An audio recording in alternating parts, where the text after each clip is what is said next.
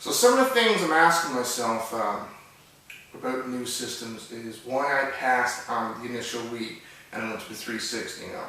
The reasons being is because it was low def graphics, and I just spent, at the time, a few years ago, whenever it was $1,400 on a 42-inch 1080p TV.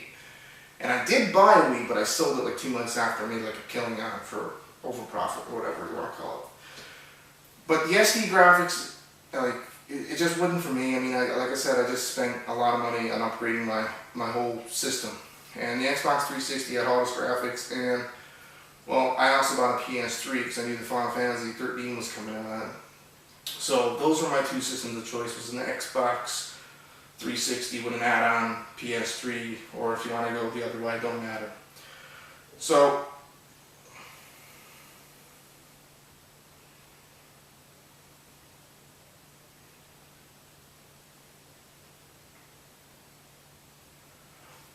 at E3 this year, Nintendo will be releasing the official specs, what games are going to be coming with it, what they're actually going to do with the controller, and it's all going to put down, I guess, somewhat in stone. Well, they do change sometimes. So right now you got the Wii sitting at $199. That's going to take a price hit down the next couple of weeks, down to $149, $159, depending on region and area, in anticipation for the next Wii HD or Wii System, Steam Cap, whatever you want to call it, Wii. Now, what will the Xbox 360 bring?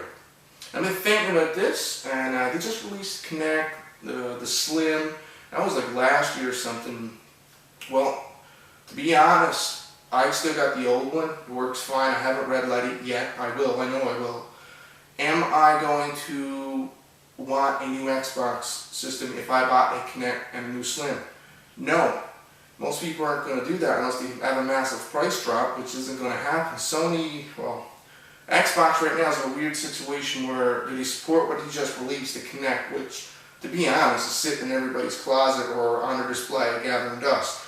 Except for that dance game that came out, which probably some people are playing. Maybe you get a few Wii supporters jump platform to the Kinect, which is, I guess, hands-free. Again, motion control is not for me. I like Battlefield 3, RPGs like Final Fantasy, except for everything past 10 in Final Fantasy. I don't like 11, 12, 13, whatever you want to call it. Kind of open versus fixes it. So for me, the next system I'm going to be buying is the Nintendo.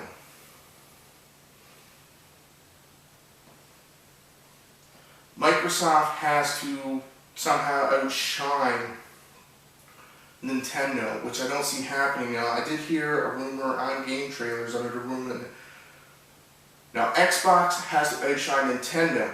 Now how they're going to do this, I don't know, but I read some rumors in the forums on GameSpot that the devs already received a new Xbox 360 or an Xbox 720, whatever they're going to call it, dev kit for developing new games on. I think that's fabrication. I think it's bullshit.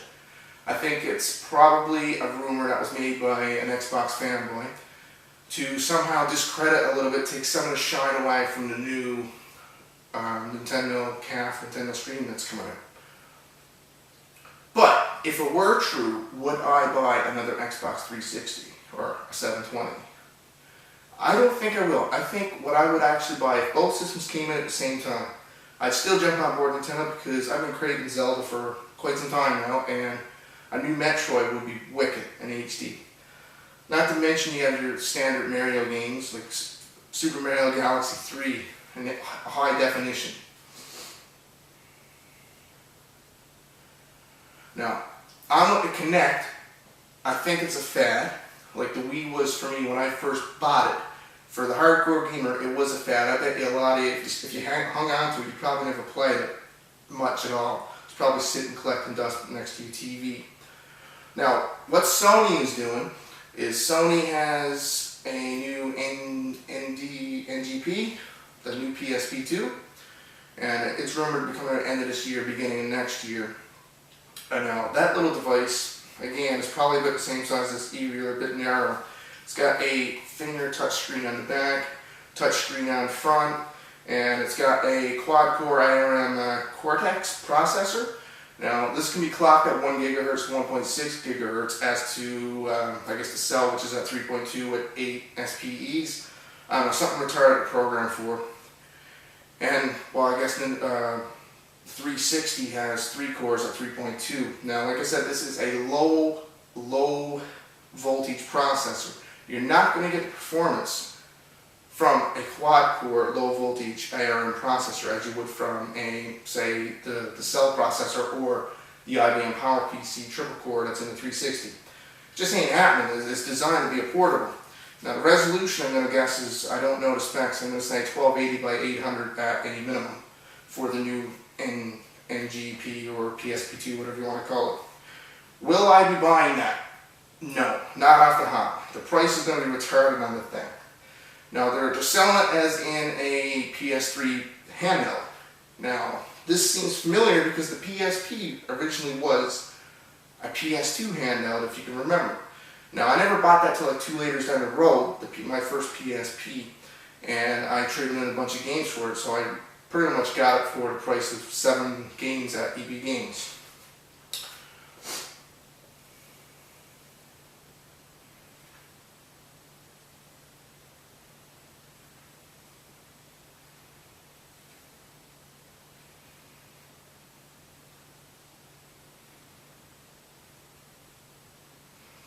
Alright, so the price point on